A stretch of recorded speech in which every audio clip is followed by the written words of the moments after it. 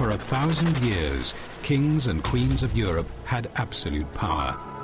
But absolute power corrupts absolutely. Greed, revenge, sex, madness, witchcraft, murder.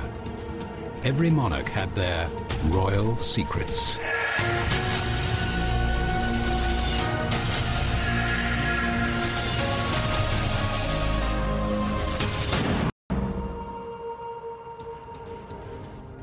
When it came to sex, all-powerful kings and queens had the pick of the kingdom for their amorous adventures. But even royals were made fools of by love. England's Henry VIII destroyed Anne Boleyn, the woman he once loved. Prince George and Princess Caroline were a public tragicomedy, and French King Louis XV paid the ultimate price for his wandering eye. They were all consumed by lust.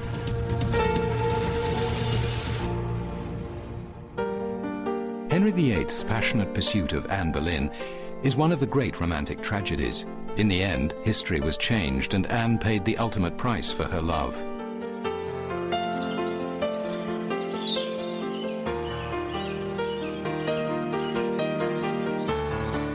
It was here, at Hever Castle in Kent, that a young woman first toyed with the king, ended up playing with fire.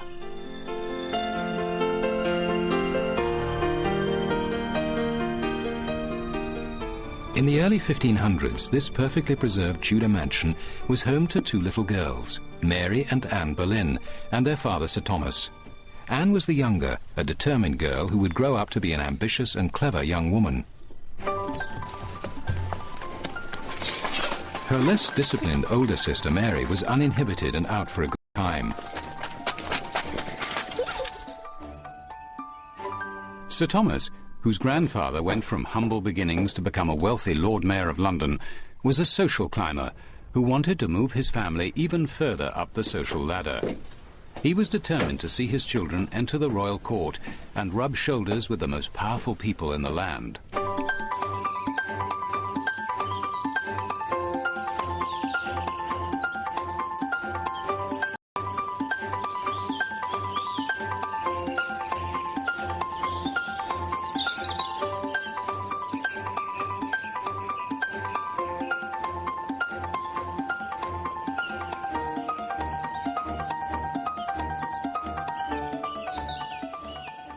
Sir Thomas had big plans for the social future of his young daughters Mary and Anne.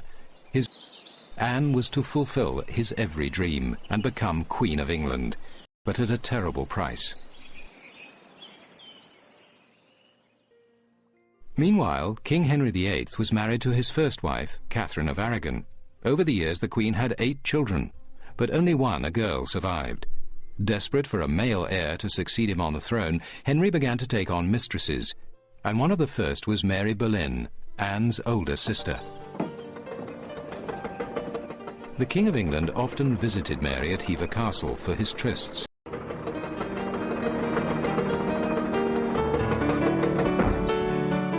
But in 1525, Henry VIII laid eyes on her 25-year-old sister, Anne. The king was smitten from the start. He fell head over heels in love with Anne.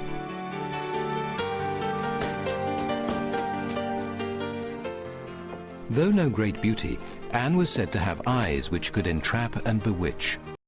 Used to having his way with women, the king moved quickly to capture Anne and count her as his latest conquest. But Anne was no easy prey and played hard to get. The game of love was joined. To bring her closer to him, Henry appointed Anne maid of honor to Queen Catherine. Anne's calculated response was a provocative promise of delights to come. Love letters between Henry and Anne still exist and show the chase was not going to be easy.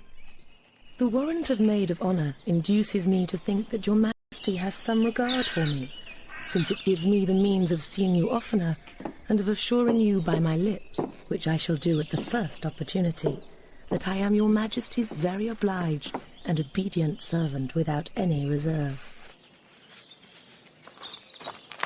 Henry was excited, unaware of how his long, extraordinary pursuit of Anne's favours would lead him to change his country forever. The more Anne withheld her favours, the more love-struck the king became. Conveniently forgetting he was still a married man, Henry promised he would at least be faithful to Anne. He wrote, "I beseech you now, with all my heart, to let me know your whole intention as to the love between us two. For more than a year I have been struck with the dart of love, and am not yet sure whether I shall fail or find a place in your heart and affection. If it pleases you to play the part of a true loyal mistress and friend, and to give yourself body and heart to me, I promise to take you for my only mistress, casting all others out of my thoughts and affection, and serving only you." In her response, Anne made it clear she was not settling for second best. "Your wife I cannot be, both in respect of my unworthiness will not be." Headstrong and wise to the nature of men, Anne knew just what to do to arouse the king's passions. She refused to give herself to Henry. Though the king was raging with lust, she wouldn't allow Henry to touch her. No matter how much the most powerful man in England begged and beseeched, Anne resisted for 6 years. Her terms were simple: no crown, no sex. Henry's hunger for Anne drove him to drastic measures. He sought a divorce from Catherine, but the Pope refused it, so Henry took a step which would alter the course of British history. In the most dramatic act of his reign, Henry removed his kingdom from the Pope's jurisdiction and put himself at the head of his own church, the Church of England.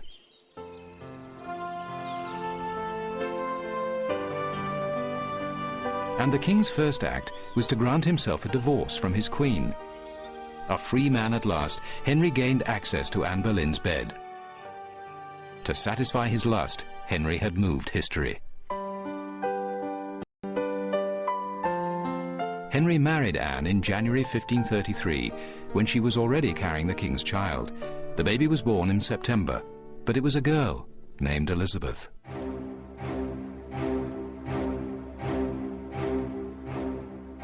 Henry had mortgaged the nation's soul for Anne's love, but he still needed a son. The new queen suffered 2 miscarriages and a stillborn child. Her failure to bear him a boy now reminded Henry of his royal obligation to produce a male heir. The king's romance with Anne cooled, and he consoled himself with the company of a new woman, Lady Jane Seymour. As he had done to his ex-wife Catherine, he appointed his new romantic interest as maid of honour to Anne. Ready for a new wife, Henry ordered Anne jailed in the Tower of London just 3 years after they married. She was then sentenced to death on trumped-up charges of adultery and treason. Anne Boleyn, Queen of England, remained proudly defiant to the end, as she wrote to her husband during her last days. "Let not your grace ever imagine that your poor wife will ever be brought to acknowledge a fault.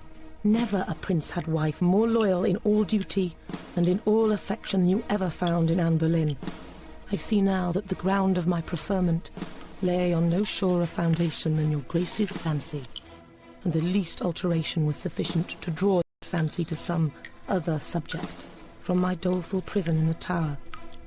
Your most loyal and ever faithful wife, Anne." Henry granted his wife a final favour, knowing English execution. At 9 in the morning on May 19, 1536, the Frenchman severed her head with a single blow and held it up to the crowd. Her lips and eyes were seen to move as the crowd, in search of souvenirs, surged forward to dip handkerchiefs in Anne Boleyn's blood. The same day Anne was beheaded, Henry received permission from his hand-picked archbishop to marry Anne's maid of honour, Jane Seymour. He continued his quest for a male heir through 3 more marriages, but sired only one sickly boy who died at 16. Anne's father, Sir Thomas, died 2 years later, never knowing that Anne's child, his own granddaughter, would become one of England's greatest monarchs, Queen Elizabeth I.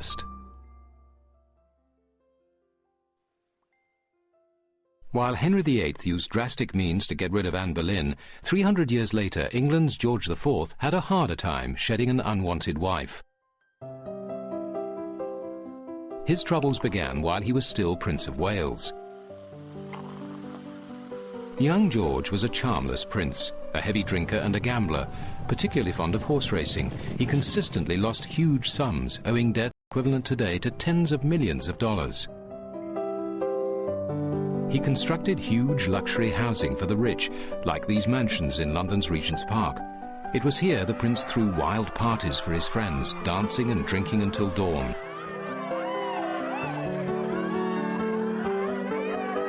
George decorated the exteriors with sensual erotica, some reflecting his preference for older women.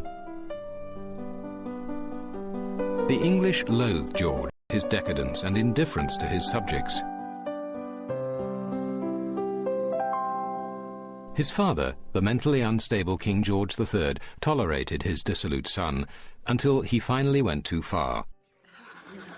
In 1785, the king discovered his son and heir had secretly married a Mrs. Fitzherbert. Under the Constitution, British monarchs were forbidden to marry Catholics or divorcees, and Mrs. Fitzherbert was both. She could never become Queen of England. The king ordered them to separate. But his son would only comply if his gambling debts were cleared. The nation's treasury was forced to cover the prince's huge losses.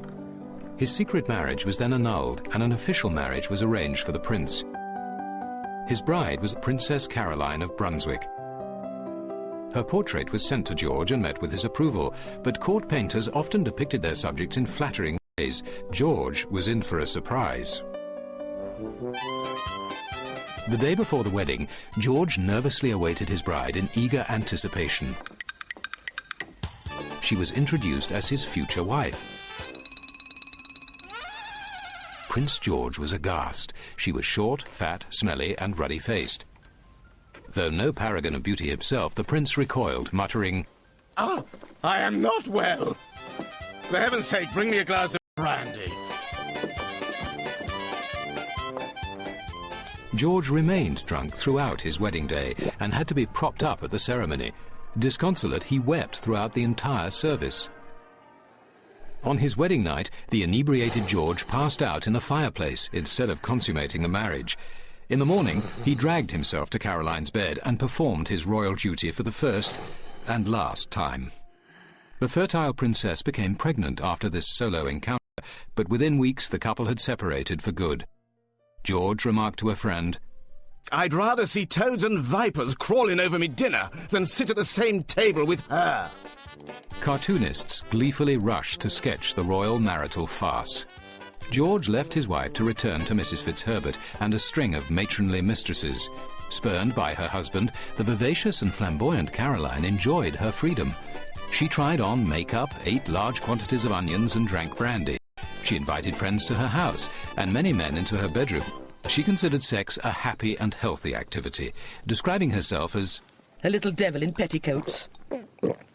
I have a bedfellow whenever I like. Nothing is more wholesome.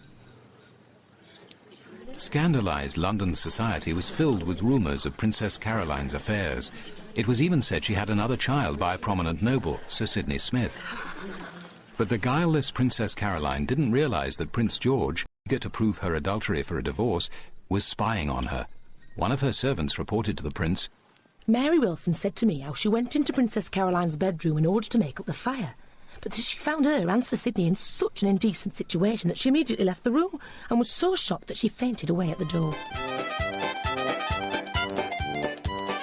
The prince's evidence was hearsay, and a special commission found it unconvincing, but vicious court gossip forced Caroline to leave England for an extended tour of Europe.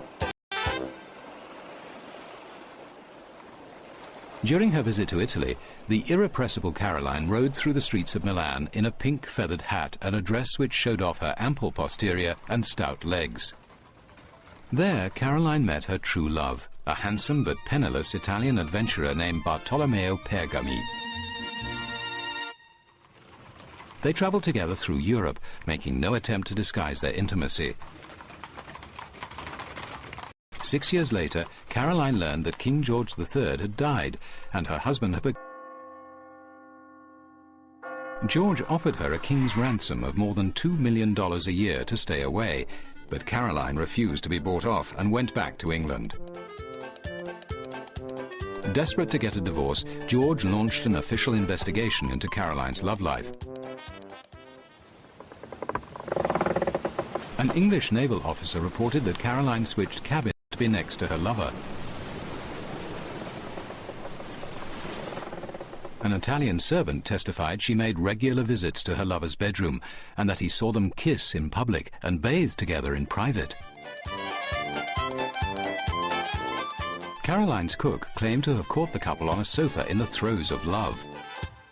But tenacious Caroline fought for her position as queen. She hired a tough defense lawyer who publicly hinted at the hypocritical king's own adulterous affair and cowed the witnesses. One witness replied, "I do not remember," 87 times. The divorce failed, so in spiteful revenge, George refused to let Caroline attend his coronation. Though a sympathetic public sided with her, the humiliated Caroline lost her will to fight. A few weeks after the coronation, Princess Caroline, a king's wife but never a queen, died from a blockage of the bowel. She had become a victim of love and social hypocrisy, leaving the equally adulterous king to receive a dispensation to finally remarry his old love, Mrs. Fitzherbert.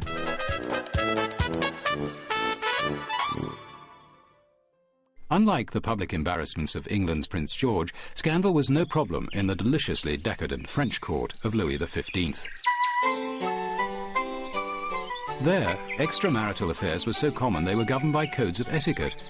Promiscuity was so widely accepted that the king's principal mistress held an official position in the royal household.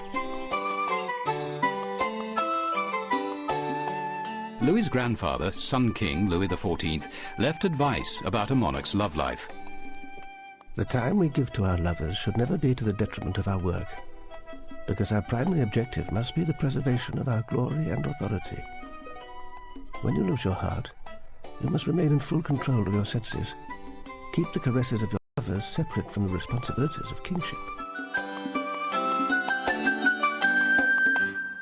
The young king ignored his grandfather's instructions, and in the end he paid a terrible price for a life devoted to sexual debauchery. Louis XV, whose reign spanned much of the 1700s, was a sexually voracious monarch. He reputedly had over 100 partners, included everyone from leading courtiers to the lowliest Parisian street girls.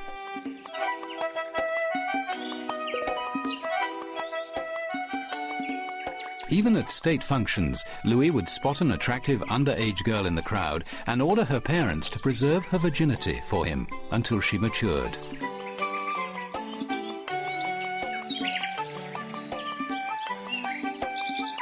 The king's insatiable appetite needed a full-time valet to audition and procure potential royal bedmates.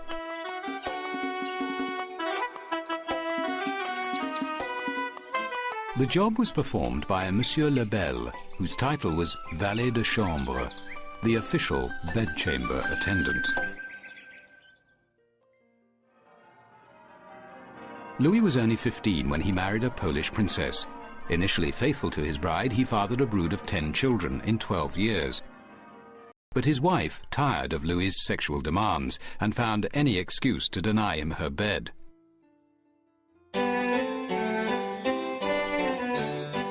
Embarking on a hedonistic lifestyle, Louis was so busy with an endless string of mistresses and lovers, he suspended the official public ritual of retiring to bed to have more intimate time with his conquests. The king's first affair was with a woman in his wife's household, the Comtesse de Marie. Avoiding the formal royal bedchamber, he ordered a cozier bedroom built specially for the affair.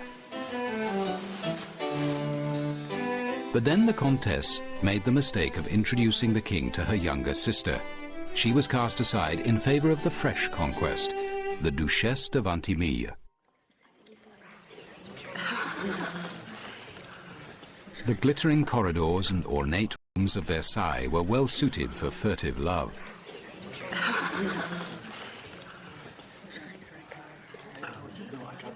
Louis's most famous affair was with a 24-year-old commoner named Jeanne Antoinette Poisson. The couple met at a costume ball, where she arrived dressed as Diana the Huntress.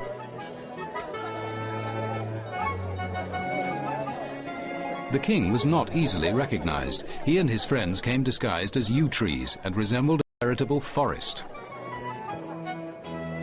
Meeting Jeanne Antoinette again, a few days later, Louis was smitten and moved her into an apartment in Versailles that connected to his bedroom by a secret staircase. The King of France was so taken with her beauty, he transformed her from simple Jeanne Antoinette Poisson into the Marquise de Pompadour. A major role in formulating foreign affairs. The parade of official mistresses failed to satiate the king, who simultaneously bedded a string of prostitutes and one-night stands.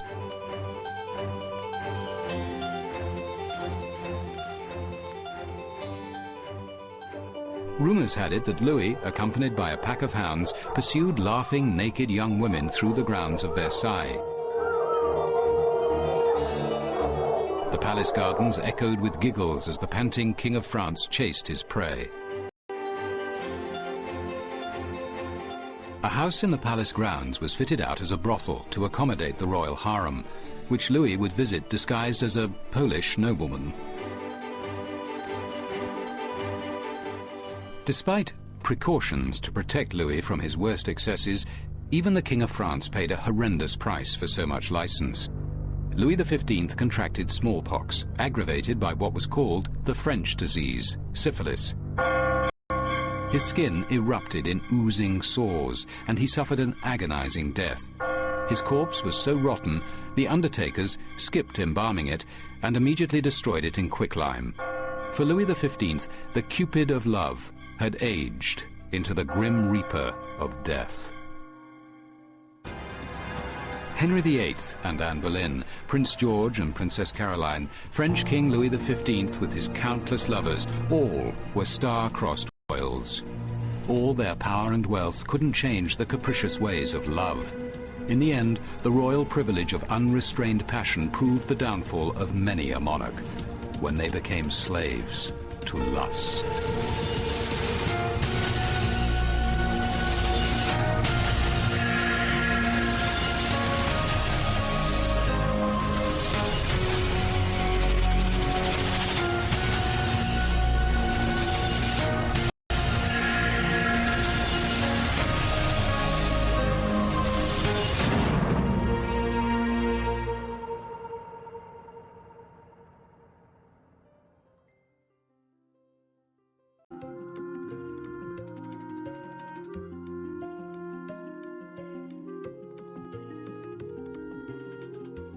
The story of the kings and queens of England is more surprising than you might think. It's a fine drama, 1,000 years of tales of lust and betrayal, of heroism and cruelty, of mysteries, murders, tragedies, and triumphs. And all these figure in the story I'm telling now, the story of the Tudors.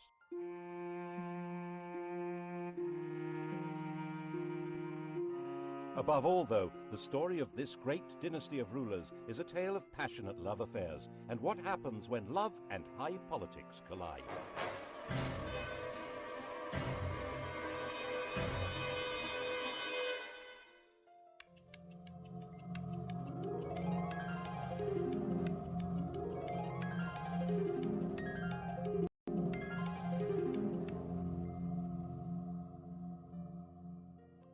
The story begins with Owen Tudor, a hugely ambitious and very handsome young man.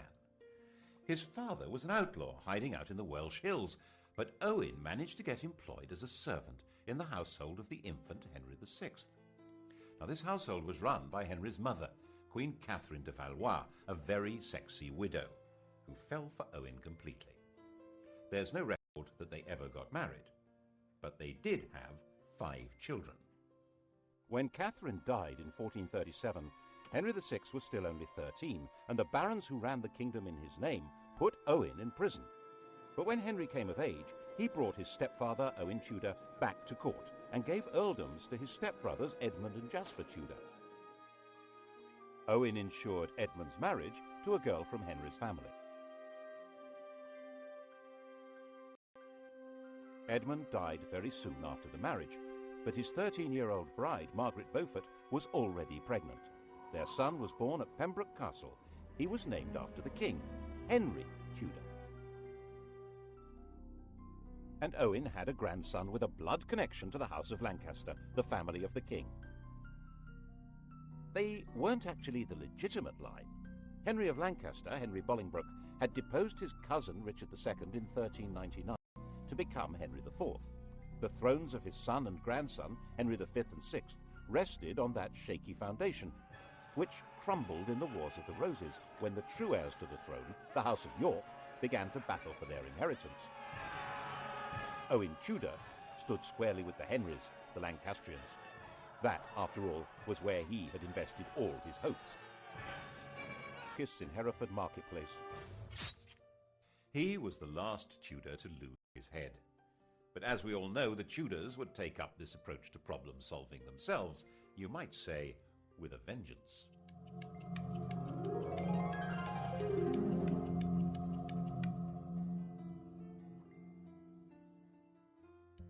Edward of York seized the throne, Edward IV, and Owen's 4-year-old grandson, Henry Tudor, began what would be decades of living on the run or as a refugee.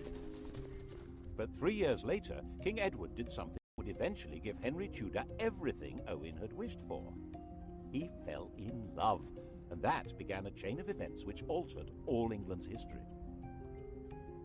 When Edward was about 20, he was waylaid by an attractive widow of about 25 who was trying to recover her late husband's property. Edward, 6'3" tall and really very good-looking, wanted to help, and he became besotted. It seems she persuaded him to secretly enter into a contract to marry her.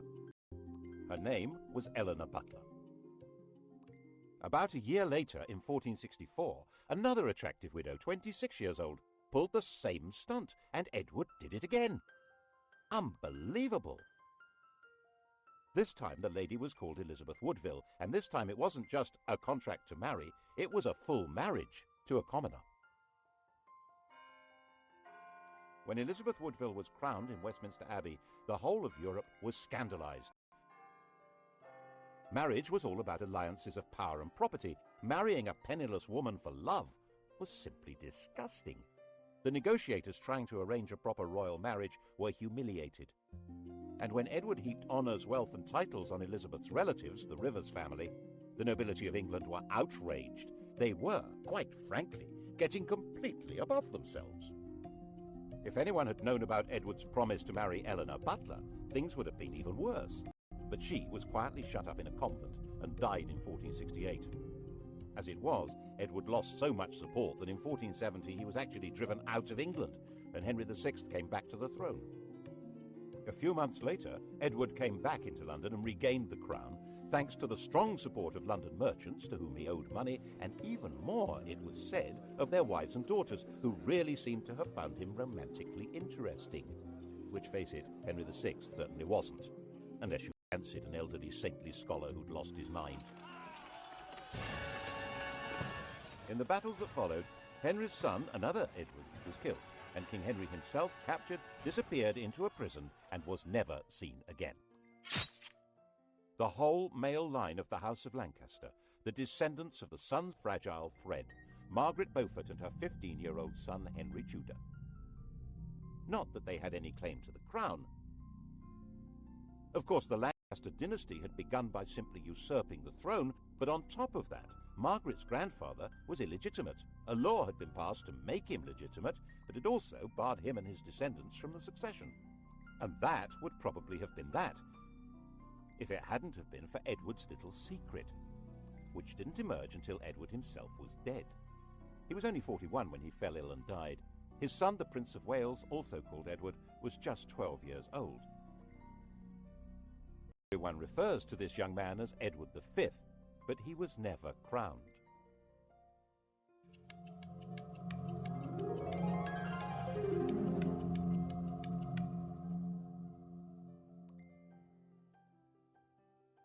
The dead king's will was clear. Prince Edward would be his successor, of course, but he would be in the care of a guardian and protector of the kingdom. That person was Edward IV's brother, Richard, Duke of Gloucester. We all know him as the most evil king in English history, the warped and twisted Richard III. Richard had been in effect King Edward's vice-regent in the north, based in the city of York, and no one at that time said anything bad about him at all. But the Queen thought there was someone even better to run her son's kingdom. Her. King Edward IV had died at Westminster. Elizabeth immediately sent her brother and other members of her household rushing up to Ludlow, where Prince Edward was staying. The idea was to hustle him to London and install him before Richard even knew what was going on. Then she and her family, the Rivers, would have control of everything. Richard, of course, did find out what was going on and said he would meet up with the party as they brought the prince through Northampton. Okay? Okay. Except that when he got to Northampton, he found that the Rivers didn't have the prince with them. Alarmed, Richard took them prisoner and found their baggage stuffed with arms and armour. There was plainly an attempt being made at a coup. Richard nipped it in the bud. He found they'd secreted the prince in Stony Stratford, Elizabeth's family home. This was before blue plaques had been invented. Richard escorted the prince to London and installed him in the Tower of London while he set about organising the coronation. And then came the bombshell. The dead king's contract to marry Eleanor Butler had been made in front of a priest, who now decided it was time to speak. Oops! If Edward really had been betrothed to Eleanor, his marriage to Elizabeth Woodville was bigamy, and the young prince couldn't be king because he... This man, Robert Stillington, was no ordinary priest. Edward had promoted him and trusted him, making him a bishop and keeper of the Privy Seal and then Chancellor of England. But then Stillington became awfully friendly with King Edward's ambitious brother, the Duke of Clarence, and Clarence could not be trusted an inch. If Edward's children were illegitimate, Clarence would be next in line to the throne. Edward quickly had his brother sentenced to death and executed in private with no chance to make a public statement. Instead, the world was told Clarence had drowned in a butt of Malmsey, a barrel of sweet wine. Such a sad accident. And Stillington spent a year locked in the Tower. After his release, perhaps nervous of the power of strong drink, he kept his mouth shut until Edward was dead. But now he spoke, and Parliament believed him. With Edward's children illegitimate and Clarence's disinherited when he was executed, Richard was left as the proper successor. He reluctantly accepted. Well, he accepted.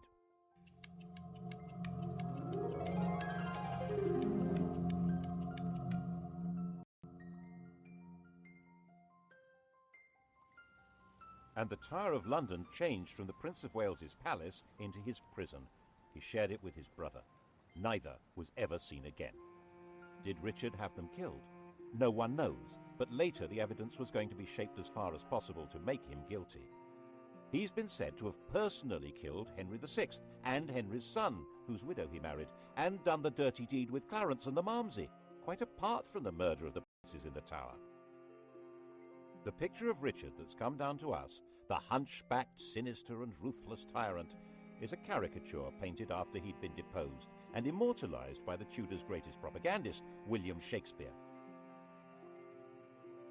One of the buildings inside the Tower of London was even given the name the Bloody Tower to associate it with Richard's foul murder of the princes, though they almost certainly were in a different building anyway. He'd certainly been a popular figure in the north of England, where his brother had charged him with healing the divisions of the Wars of the Roses, but it only took 4 months for a rebellion to emerge against him. The rival candidate was, of course, the boy across the water, now not such a boy, Henry Tudor. The House of York was now as extinct as the House of Lancaster. Henry Tudor was all there was for disappointed Yorkists as well as Lancastrians. And there were plenty of disappointed Yorkists. Richard gave positions, power and wealth, and he trusted whom he'd got to know in the north of England, leaving a lot of southerners out in the cold who thought they could do much better under a more sympathetic figure. And now he came and landed at Milford Haven in Wales on the 1st of August 1485. 3 weeks later, when he came to do battle at Bosworth, his force had grown by just 3,000 men. Richard came to the battlefield as rightful King of England. Before the battle began, he held a coronation ceremony, restating his right of true succession to the crown. a right which Henry Tudor did not possess at all. Actually, given the fact that his family was specifically barred from the succession, he had pretty much less claim than anyone else there. But that's not how things were working out. Richard III was the last English king to die on a battle. The crown of England was found lying under a bush at the end of the Battle of Bosworth and placed on Henry Tudor's head. And Henry understood how you rule England. Not by winning over great nobles, they'd pretty well all been wiped out, but by winning over public opinion. The pen is mightier than the sword, especially when it tells the story of what happened.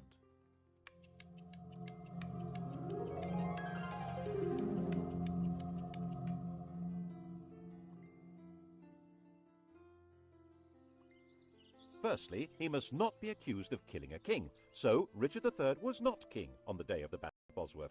Henry Tudor dated his reign from the day before the battle.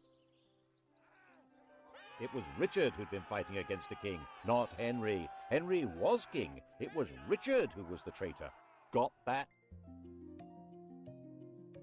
Secondly, he must deal with the question of his legitimacy as a ruler, so he married Edward IV's daughter. She was the legitimate line of descent from William the Conqueror, a true Plantagenet. Their son, when they had one, would be the legitimate heir by every possible standard. Well, so long as Edward IV's daughter was legitimate, so that had to be dealt with. All documents relating to the business of Edward's marriage to Elizabeth Woodville being invalid were destroyed. All documents relating to the illegitimacy of their children were destroyed, including the Act of Parliament that had spelt out why Richard should be king. These orders were carried out so efficiently that only one copy of the Act has ever been found. That's how we know about it. Other evidence may have existed, destroyed even more efficiently. And if the children were not illegitimate, then of course Prince Edward had been the true King of England, and Richard was a regicide. What a villain! Assuming, of course, that Richard had been responsible for the boy's death. Well, he couldn't be alive, because if he were, he, and not Henry Tudor, would be the rightful king. There are some nasty people who suspect that if the princes in the Tower were still alive before the Battle of Bosworth, Henry would have disappeared them. Richard III became the Saddam Hussein of Tudor propaganda. Of course, the consolidation of power was not only a matter of creating favourable propaganda, it also involved getting rid of a few people. Clarence, for example, the Malmsey drowner, had a young son, the Earl of Warwick, a nephew of both Edward IV and Richard III. He had been barred from the succession, but so had the man now on the throne, so there was no security in that. He went straight into prison in the Tower of London. But then a priest in Ireland suddenly produced a 10-year-old boy who he said was the rescued Earl. The boy looked right, spoke right, had all the right manners. He was solemnly crowned in Dublin Cathedral as Edward VI, and a force of Irish supporters backed by Flemish troops then landed in the north of England. They were supported by the Earl of Lincoln, John de la Pole, who was also a nephew of Edward IV and Richard III. He was their sister's son. In fact, Richard III, who had no children, had designated John as heir to the throne. John knew perfectly well that the child was an impostor, called Lambert Simnel, who had been carefully trained for the project. The rebels had obviously assumed that Henry had killed the Earl of Warwick, so wouldn't be able to prove that Simnel was an impostor. They were wrong. The prisoner, still alive, was put on public display, and the rebels were crushed.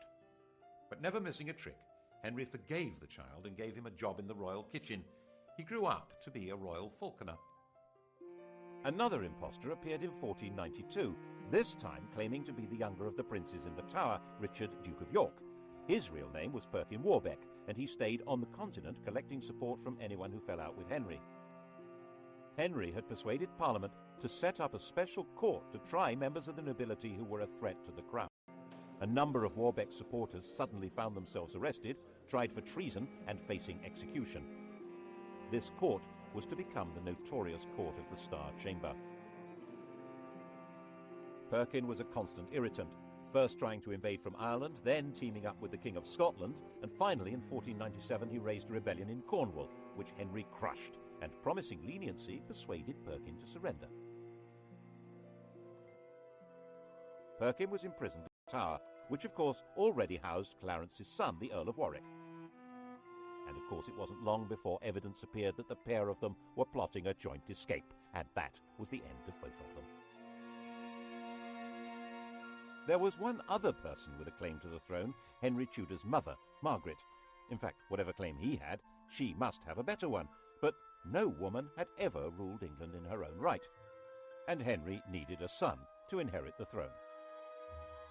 Not just to the Plantagenets, but to patriotic English legends. But Arthur died in 1502, leaving his younger brother Henry as the Tudor heir. And in 1509, when the 52-year-old king died, Henry VIII succeeded to the throne.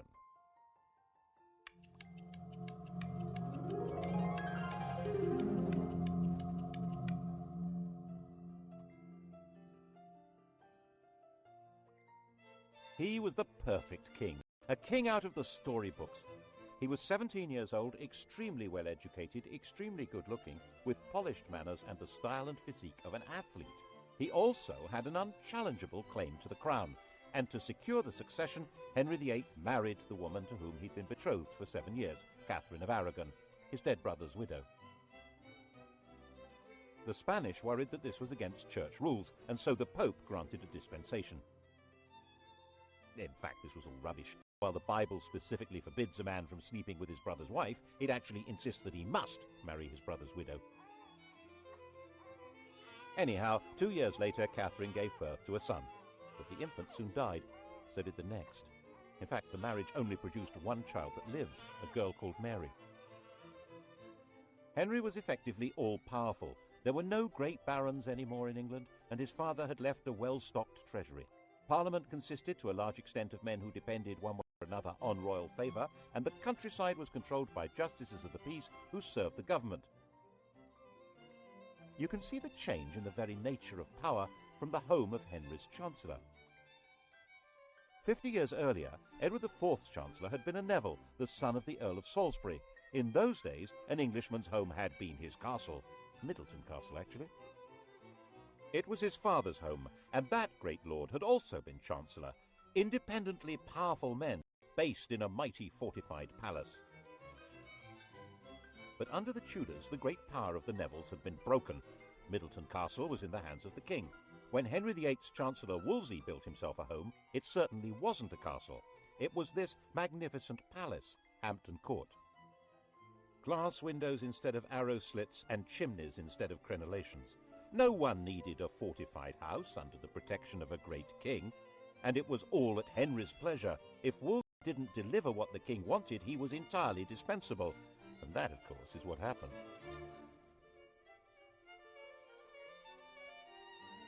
The royal marriage was haunted by the ghost of their dead sons.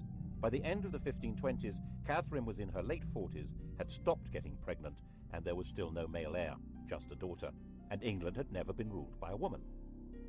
Henry determined a baby boy. The bride in question, Anne Boleyn, was already well installed in Henry's life. Henry, who'd already enjoyed her sister as his mistress, had wooed Anne with enthusiasm. He married her in 1533. Her coronation didn't seem to impress Londoners. Their entwined initials on the banners produced shouts of, "Ha ha!" She was visibly pregnant and gave birth to a child. Drat! Another girl. She was named Elizabeth, and little Mary was declared illegitimate. The legality of this marriage must be sorted out before her next baby. That was Wolsey's job. He had to persuade the Pope that his predecessor should never have allowed the marriage to Catherine. Henry fancied himself as a theologian. He'd written an attack on Luther, which became a bestseller, and the Pope had declared him a defender of the faith. A proud boast which he stuck on the coinage and has remained there ever since. Every English monarch is fid deaf. So he told Wolsey exactly how the argument should be put to the Pope. Wolsey could probably have swung it if he'd been left alone. As it was, he failed and lost his job. And the Pope had also failed. So Henry, the defender of the faith, filed the Pope. To achieve this drastic act, having himself legally declared the supreme head of the Church in England, required an extraordinary shift in power. He had to find a way of giving the nation a voice so that it could say what he wanted. That way was through Parliament. The Church's wealth and power was hugely popular. The notion of no longer paying church taxes to Rome was really very cheery. But it wasn't as simple as that. Some people believed that the Pope really did represent divine authority. And for many others, there was a fear that the Pope might excommunicate their customers on the continent if they continued trading with them. With the effective help of a new chief minister, Thomas Cromwell, and a new Archbishop of Canterbury, Thomas Cranmer, Parliament passed the necessary acts. By the end of 1534, the King of England had become, legally, the total, overall, supreme ruler of the whole shebang. Once Henry VIII had become head of the church in England, he was a new kind of king. One immediate consequence of the new order was that he had control of the fabulous wealth of the English church. It wasn't just the Pope who got the sack. He closed down all the monasteries and nunneries. There weren't all that many people in them, less than 10,000 over the whole country, but there may have been 10 times that number dependent on them. And in areas such as Lincolnshire and Northumberland, there was armed rebellion. One of the rebel leaders was John Neville from that great old family of barons, but the Nevilles were no threat to the modern crown. The rebellions were crushed. And monastic lands were sold off cheap to bolster the treasury, who would loyally support the crown. The old struggle for power between the papacy and the monarchy had now been decisively settled. Becket, the 12th century archbishop whose defence of church power had led to his martyrdom, had been the most popular saint in England. Henry ordered Becket to be declared no saint, to be tried and convicted of treason, and for his bones to be burned and the dust scattered in the air. Who's in charge now, eh? What's more, in 1536 Catherine of Aragon died, meaning that the problem of the ex-queen had gone away. He and Anne Boleyn dressed in bright yellow to celebrate. But 4 months later, he was told that Anne had committed adultery. Henry was surrounded by courtiers jockeying for influence, forming alliances, factions, to do down those who might damage them. And Anne became a victim of an organised campaign by those who felt endangered by her faction. Whether it was true or not, no one knows, because Henry's fury was so total that her trial and those of her supposed lovers was a travesty. She might indeed get pregnant with a boy, but then its parentage would be in doubt, and she might not. She'd miscarried at least twice since Elizabeth's birth. Without a legitimate son, it had all been for nothing. Anne was imprisoned in the royal lodgings in the Tower of London. Henry had extended them before their coronation, and now she was occupying them for the first time. Not as his wife, but as his prisoner. After 18 days, she was beheaded, and Henry married Jane Seymour.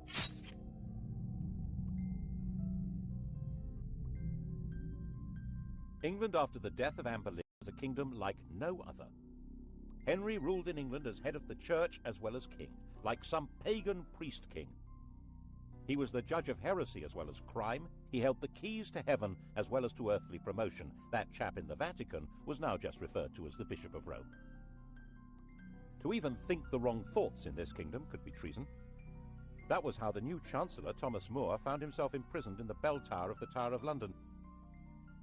Not for what he did, or even what he said, but for thinking that the king should not be head of the church. He was publicly executed on Tower Hill. Henry was terrifying, magnificent, generous, dangerous, and in most people's eyes, the best king England had seen in a very long time. And Jane had a son, Edward. Sadly, she died in childbirth, but the throne was safe. His only problem was abroad, and by 1539 it did begin to look as though the Bishop of Rome might be lining up some muscle against him. But there were now well-established and powerful Protestant princes in Germany, and on the fine old principle that my enemy's enemy is my friend, the defender of the faith, intellectual scourge of the Lutherans, had married one. Actually, neither of them was much interested in theology, or in each other. Henry, now fat, with an ulcerating leg and a vicious temper, thought his 23-year-old wife was plain silly and lacking in all the graces. He called her a Flanders mare, and they both quickly agreed the marriage was a terrible mistake. Fortunately, it was soon discovered that she had a pre-contract of marriage with someone else, and so there never had been a valid marriage to Henry. The only casualty was Thomas Cromwell, who'd set the whole thing up, and who now went to the block. Well, him and one of Anne's ladies-in-waiting, Catherine Howard, destruction began when Moors ended. She was a kind of well-connected Monica Lewinsky figure, a teenager with sex on her mind who wanted to seduce the most powerful man around. And he fell for her and married her.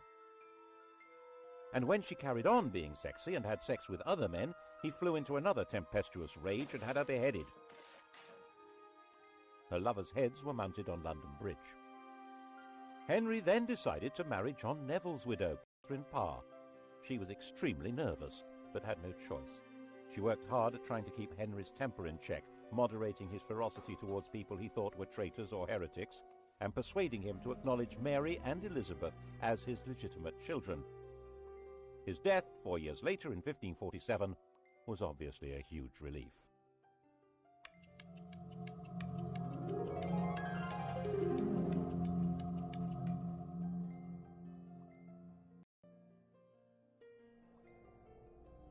Henry had succeeded in leaving a son, but only just. Jane's son, Edward VI, 9 years old, was a sickly child. He was educated as a Renaissance prince, a humanist, and as a Protestant, far more so than his father.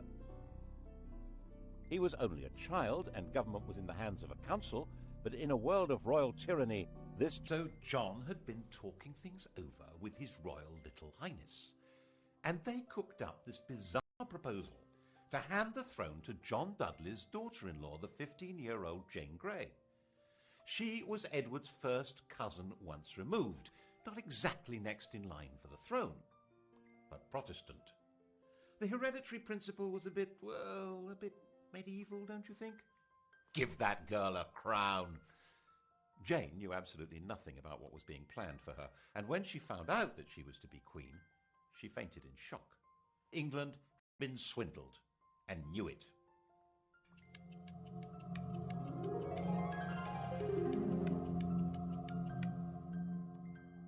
Jane came to London as queen, but was she? Everyone's eyes turned to Mary.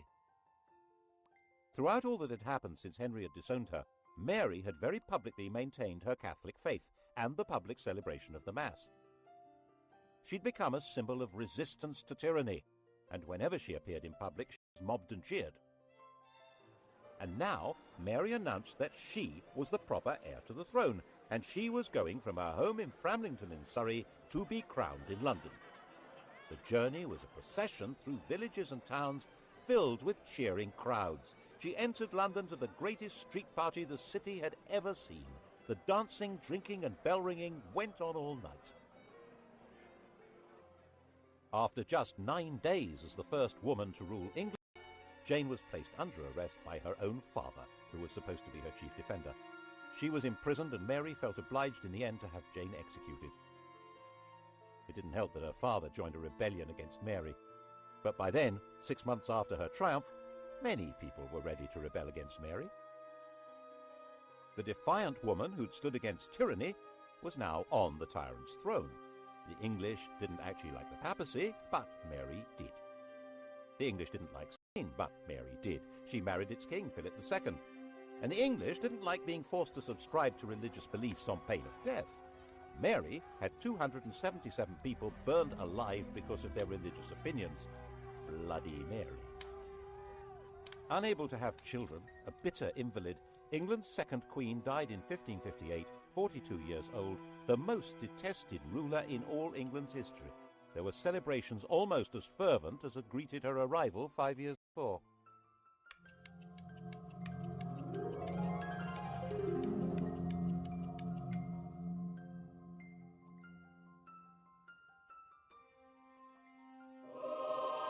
Her sister Elizabeth came to sit in that terrible seat and be crowned by the grace of God Queen of England, France and Ireland, defender of the faith and supreme head of the Church of England and Ireland, even though there was not a single yard of French soil actually ruled by England. Calais, England's last little piece of France, had been lost just before Mary's death. England had become an island, and its queen would have to be an island too. She couldn't marry because that would create a king who would be either a foreigner like Philip or an opportunist courtier who'd come trailing faction and enemies in his wake. She would be both queen and king, the virgin queen ruling from a tyrant's throne over a people whose support was essential. Monarchy in England was a paradox, and Elizabeth's solution to paradox was wholly bizarre. The Tudor monarchy had been shaped by the need that had not materialized, and now Elizabeth would choose to have no child at all. How would the crown survive? Elizabeth succeeded to the throne when she was 25 years old. By that age, women were generally married with children, but Elizabeth had never had any intention of doing that. Her father had killed her mother. His behavior towards his other wives had been equally dreadful. At 14, Elizabeth had announced that she would never marry. In fact, her survival through Mary's reign had depended on her being free of any association with anyone else. The slightest hint of her involvement with other people could have made her seem to be connected with plots against Mary and would have led to her execution. She stayed mute, giving no sign of a religious, political, or emotional attachment that might destroy her. By the time she came to the throne, the persecutions of her predecessors had left it a stark and lonely place. 9 bishoprics were vacant, there was only 1 duke left alive, and the treasury was empty. She had no close relatives left alive. The heir to the throne was her aunt's granddaughter, Mary, Queen of Scots, a Roman Catholic. No one knew whether Elizabeth was a Roman Catholic or a Protestant. The first test came over the oath of allegiance. Elizabeth insisted that, like her father, people must acknowledge her as head of the church. The bishops, Roman Catholics appointed by Mary, said that in that case none of them would allow her a coronation.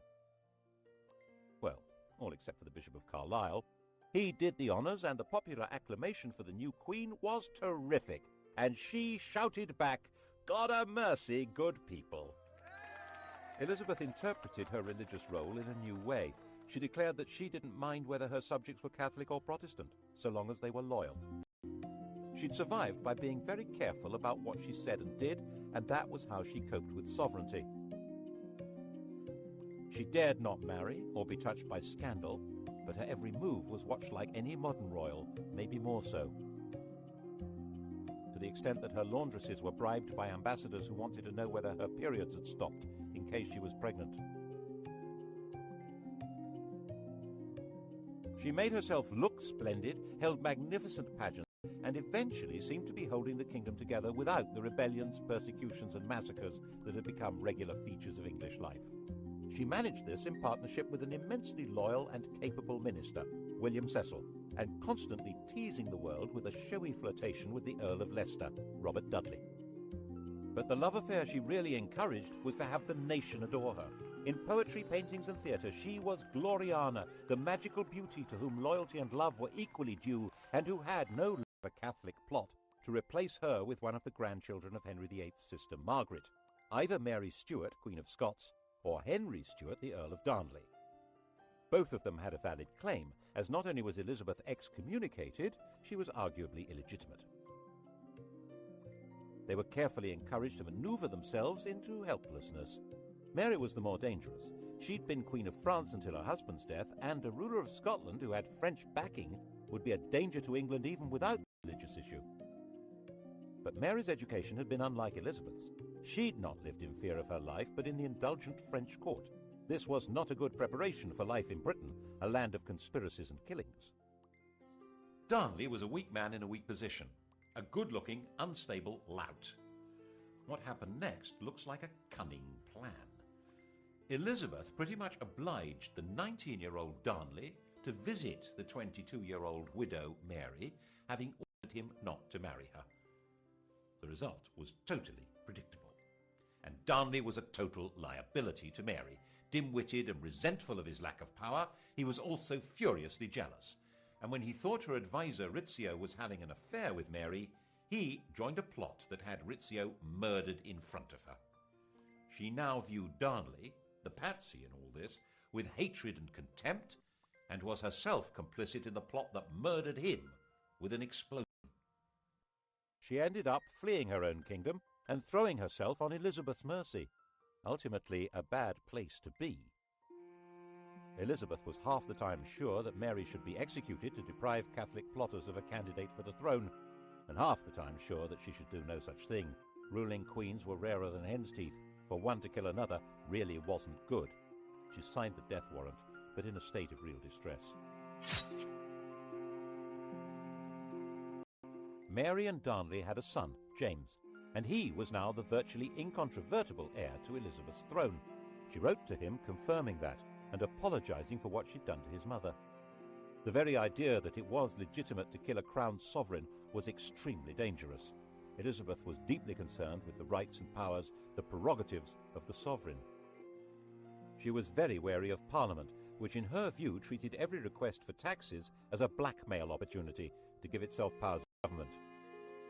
So she tried very hard not to ask for taxes, and her government was parsimonious, mean as possible, and then some. She was determined to protect royal authority. She refused to allow Parliament to refer to England as a state. She said it sounded too much like something to do with the States General, the parliamentary body that ruled the Dutch Republic. That republic, it was her ally in her struggle to keep England out of Spain's clutches, but she was nervous that its political ideas might be catching. England was a kingdom. It happened to be ruled by a queen, but as she famously said, one who had the heart and stomach of a king. Of course, Elizabeth's greatest moment was when she managed to see off the Spanish Armada, when Philip II, by far the most powerful ruler in the world, assembled a vast fleet to collect an invasion army from the Low Countries and bring England back into the Roman Catholic Church. The English fleet, genuinely patriotic, genuinely daring, skillfully harried the Armada to prevent it finding a safe anchorage where it could make contact with the landing force.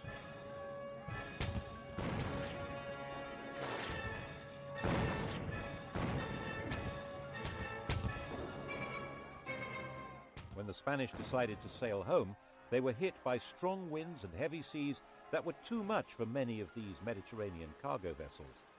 So far as the English and the Dutch were concerned, God had blown them away. Philip himself saw it as a baffling defeat that meant God was not on his side. But Elizabeth was still not prepared to ask Parliament for the money to pay her victorious sailors' wages. They were not due to be paid until they came ashore, so their queen left them rotting at anchor. And when messengers came to court to plead for the starving men who'd saved England, they arrived in the middle of extravagant celebrations of the victory and were turned away. Elizabeth died, the grandest of all England's rulers, in 1603. Her successor was Mary's son, James Stuart, already ruler of Scotland. He had inherited glory, but with it an empty treasury and an isolated kingdom. In the next programme, we'll see what the Stuarts did with this poisoned chalice.